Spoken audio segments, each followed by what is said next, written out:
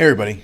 So in the wake of this past week's dramatic development, Trump fired James Comey, the director of the FBI, offered a pretextual rationale for the firing, a rationale that Trump himself admitted was pretextual, meaning that he had wanted to get rid of Comey and then basically instructed subordinates to devise a surface justification that could at least pass some logical muster. So definitely an extreme event, definitely a dramatic event, definitely not something that happens with any commonality, or definitely not a commonplace event. So therefore, it's warranted that people should be exercised about this and try to figure out what exactly happened. And then a common reaction that I've gotten and others have gotten is that, look at this. This now finally proves that your skepticism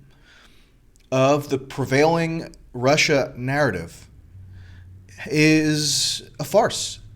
This now proves that the underlying Trump-Russia collusion theory has been correct all along. And look at you, don't you have egg on your face? So I want to be very, very clear, crystal clear, about why I don't believe that that reaction is warranted.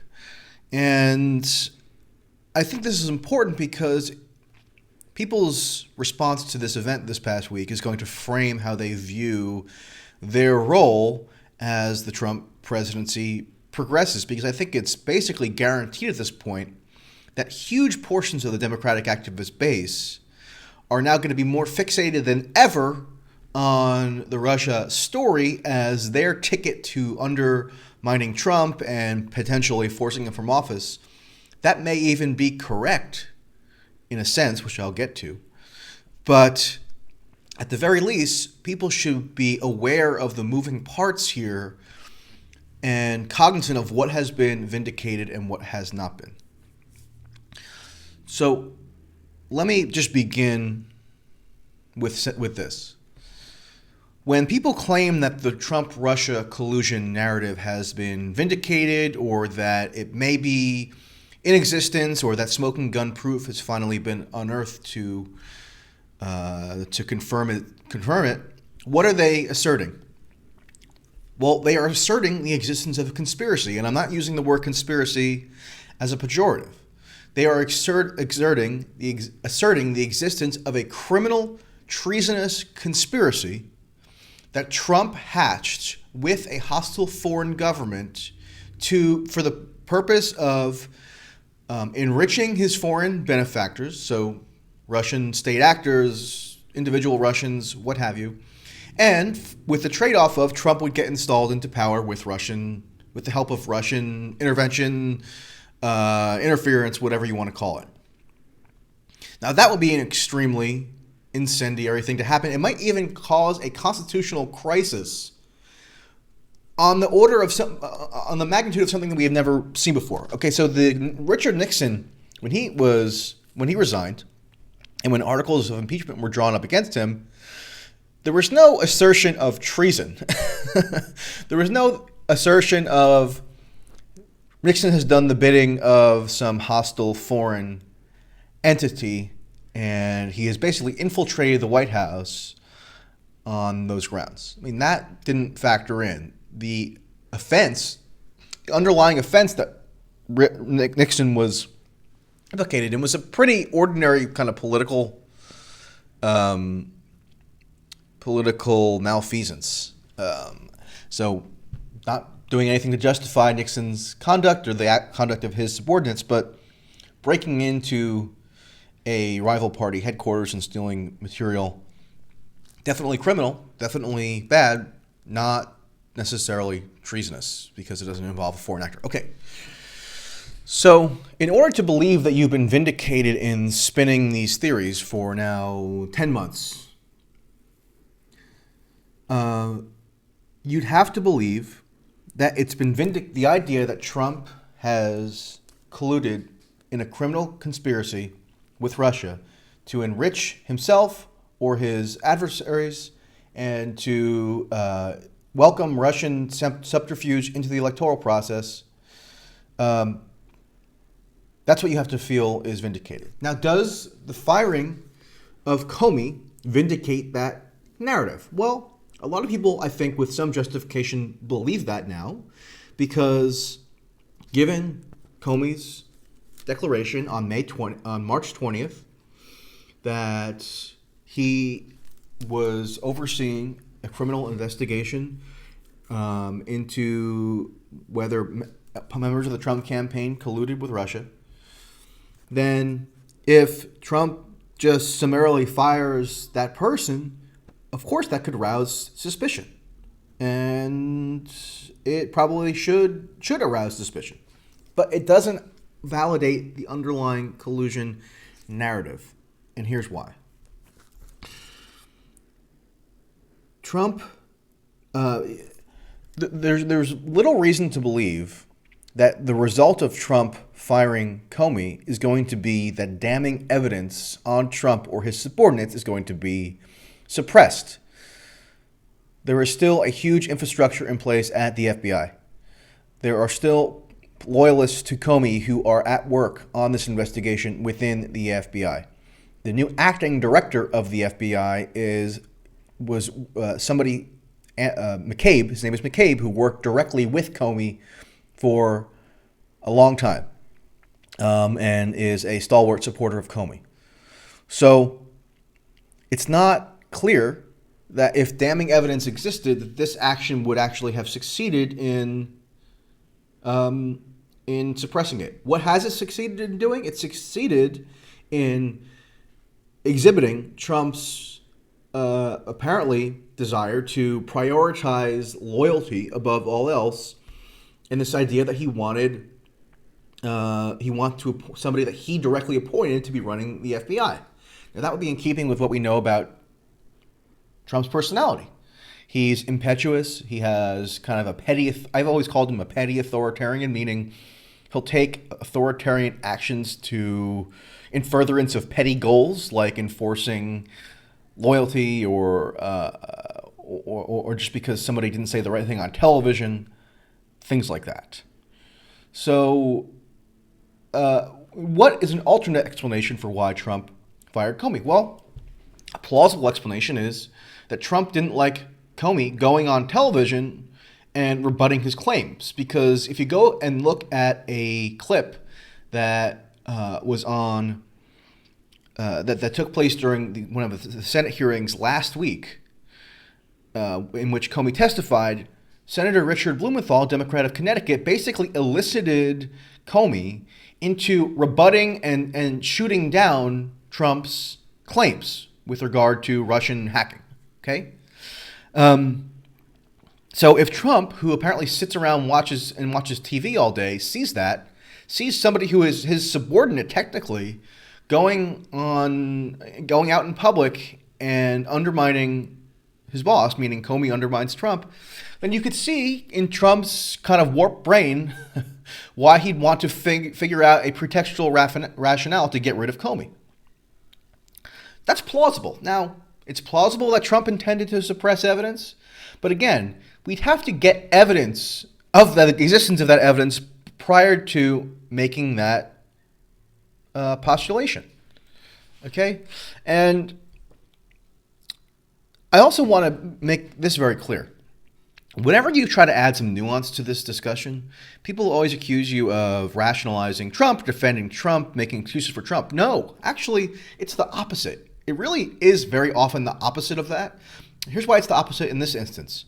Obstruction of justice, which, even though the investigation is going to carry on in Comey's absence, you could make a very plausible case that firing Comey under these circumstances does constitute obstruction of justice. Now, there's going to be a lot of legal maneuvering that needs to be done to fully substantiate that, but it's at least plausible on its face that firing Comey, who was involved, according to various reports, in a direct way with this Russia investigation, because obviously Comey, given that he's the head of the agency, of the bureau, if there is a high-level sensitive investigation going on, he's going to have a pretty intensive day-to-day involvement in that. So given that he was involved in the actual prosecutorial action here, removing him without notice could be construed reasonably as an obstruction of justice. And obstruction of justice is potentially an impeachable offense. Okay? So I'm granting, eagerly, happily, that Trump's action in firing Comey could constitute an impeachable offense. But what I'm saying is, his having done that doesn't validate the underlying Trump-Russia collusion narrative. Okay? So it's not a defense of Trump. It's saying condemn Trump for the actually condemnable actions that he took. So I want to kind of draw a parallel between what happened this week and what happened when Flynn was dismissed. Michael Flynn, who was the national security advisor under Trump for just a few weeks. You remember this story. When Flynn was fired because he allegedly misrepresented his communications with the Russian ambassador, that was taken by many who had wanted to believe this collusion narrative from the outset. That firing was taken as basically smoking gun evidence that the collusion narrative was vindicated. And again, there is some reason to have taken it that way. Firing a national security advisor after just a couple weeks is a pretty dramatic event. It warrants intense scrutiny. People should have wanted to get to the bottom of why that firing took place, or resignation, or whatever you might call it. But what it turned out is, after people calmed down a bit, after they got some remove from the immediacy of that event, what they discovered is, well, this doesn't vindicate the collusion narrative so much as it vindicates the idea that Flynn is a political incompetent, which everybody basically knew already. If he misrepresented his communications with Mike Pence, then of course that's going to result in some kind of problem for him and maybe even result in his termination. Actually, Sally Yates, who also testified this week on Monday before the Senate, confirmed that when she raised questions about Flynn within the administration before she was fired in January, her questions had solely to do with the fact that Flynn had apparently misrepresented whether or not he had communicated with the Russian ambassador, not that there was some underlying proof of collusion that was being suppressed. Okay? So the Flynn episode, then, once Flynn came under heavy scrutiny, it came out because, congressional subcommittees were investigating this and subpoenaing for documents. It came out that Flynn didn't properly register his lobbying work on behalf of a Turkish firm that seemed to have connections to the Turkish government. So that would be improper. So that's an impropriety. That's a genuine impropriety that Flynn committed, and that came out because of the pressure that was on him and the scrutiny that was on him stemming from the Russia narrative. But it doesn't vindicate the underlying Russia narrative. It still does not. Still now, the main piece of evidence that's cited to prove that Flynn was integral to this Russia collusion story is that he appeared at a Russia Today RT commemorative dinner in December of 2015. Now, and then he was seated briefly at a table with Putin. Now you had every ambassador also present at that. Every foreign ambassador in Russia, or many of them, including the American ambassador, was present at that dinner. Stephen Cohen, who I've interviewed for TYT, and I'm going to interview him again soon because unfortunately this issue isn't going away. He was invited to that dinner, and according to him, he probably would have been seated at that same table with Flynn. Does that mean that Stephen Cohen is party to some collusion conspiracy? No, it really doesn't. Okay, so you need evidence beyond just these whispers about ties. That's the word people use. Ties and connections. Well, why is it that when you interrogate all of these claimed ties or connections, they seem to fall apart upon scrutiny? And Flynn would be a great example of that. Another example is Trump. This week it came out that Trump signed Trump had a certified letter from a law firm sent to a Senate committee, outlining his investments in having to do with Russia. And basically, the letter said he had no investments or financial ties to Russia, with some exceptions. Now, what was an exception that we know? Well, Trump sold a house in in Florida, to some Russian oligarch a number of years ago. That we've known since before Trump ran for president. That was public information from the beginning. So that's not new information that's been unearthed. We knew that Trump held a Miss Universe, not Miss America, Miss Universe pageant in Russia in 2013, and that's been known. That's been public information from the outset. So if that's the exception that is being referenced here, then again, that's just banal information that we already had available to us. And another issue here that I want to just raise is, it was always possible that Trump, because of his impulsivity, which is well documented, nobody is in the dark about his undesirable personality traits. Correct? So it was always possible that, given the drumbeat around this scandal in scare quotes, given that it's being investigated repeatedly in the House and the Senate, there's an FBI investigation. And by the way, as an aside, the term Comey used to describe the investigation when he announced it and confirmed it on March 20th was a counterintelligence investigation. So there's been talk about how that doesn't necessarily amount to a criminal investigation, but that's silly. If the FBI is investigating something, then one of the things they're investigating or seeking to determine is whether federal law has been violated. So in Comey announcing that investigation, even if he might have used the euphemism, it's a criminal investigation. There's a criminal dimension to what is being carried out in the FBI. And the parallel that I would draw is when the Clinton people suggested that the FBI was engaged in only a security inquiry or a security review with regard to her email server. That turned out to be just a full-fledged felony criminal investigation, and there's very little reason to believe that the same wouldn't apply to this situation. So back to the point that I was making, it was always very much possible that, given Trump's impulsivity, given that he takes rash action seemingly on a whim without getting guidance from his staff, because he has obvious authoritarian proclivities, it was always very much possible that even if the Trump-Russia collusion narrative is a total farce, the fact that it's being investigated, the fact that it's constantly in the news, would provoke Trump into taking some self-defeating act,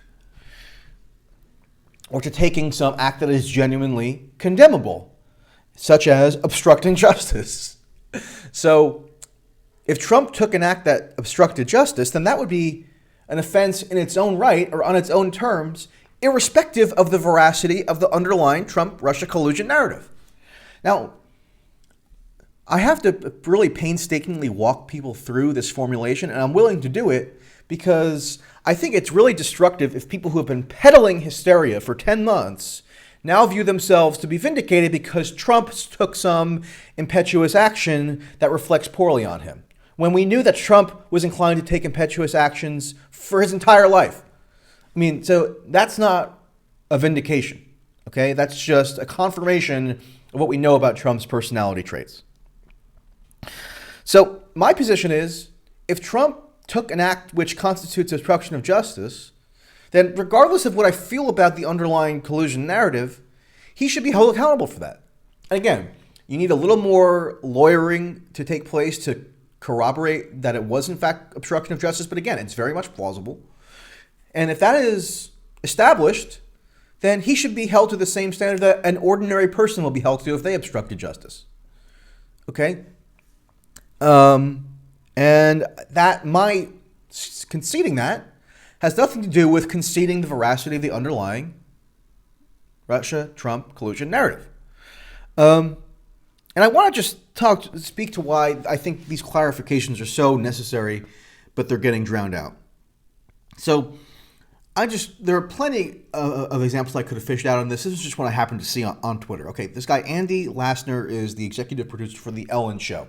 So not a political, professional political commentator by any stretch, just an ordinary person who is somewhat tuned into the news, definitely is in a culturally influential position.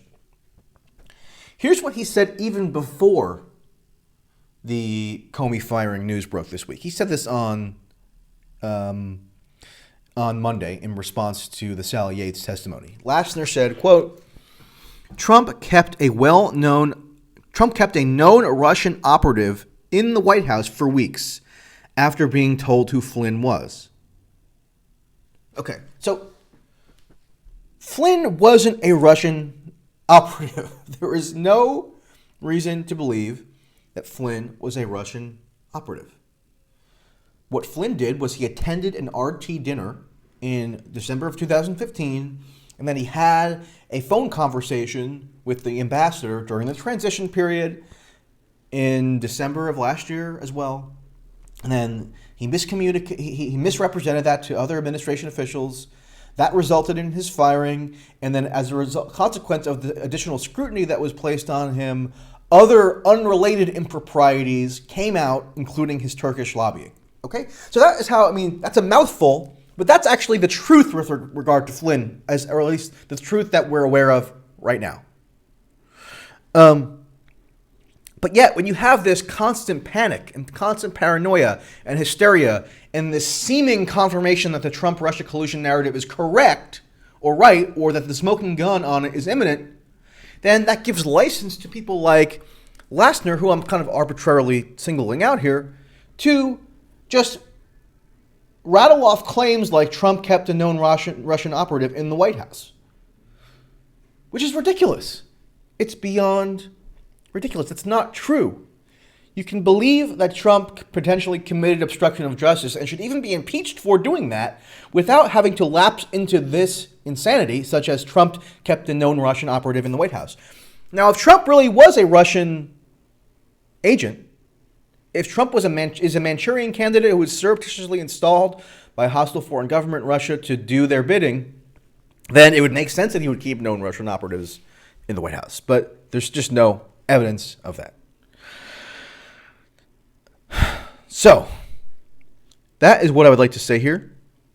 I think this Russia issue, let's even say theoretically that there is some smoking gun evidence that's uncovered soon. Although Dianne Feinstein and Chuck Grassley, who are the heads, respectively, of the Senate Intelligence Committee. Hold on, let me just pull up this article here. One moment.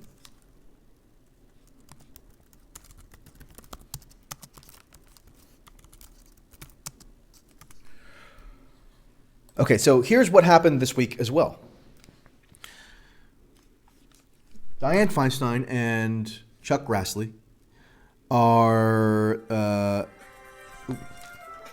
okay, I'm kind of screwing up my my information. I'll just summarize it.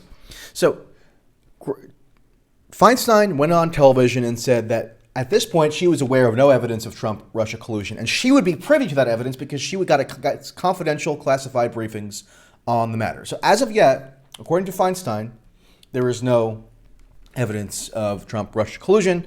Grassley, her co-chair, has reiterated that one Democrat, one Republican, and Grassley actually urged the classified briefing that he received with respect to who is under investigation be made public or to be issued in a public forum.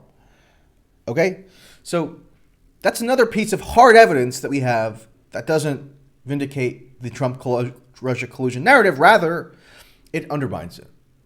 So as I've said from the beginning, we need evidence. We need hard evidence beyond supposition, beyond the positing the existence of ties or connections or weaving this web, because really what that is paranoia. I mean, it's a snowball effect where every new instance of paranoia becomes sort of plausible in the eyes of some, but really it stems from an initial paranoid assumption that has yet to be validated in any meaningful respect. So that, I think I'll leave it there for now. If you've been with me for this full 26 minutes or so, I don't think I've done a video this long ever on TYT politics, but I think it's an important subject, and we will see what emerges from here. Anyway, have a good day.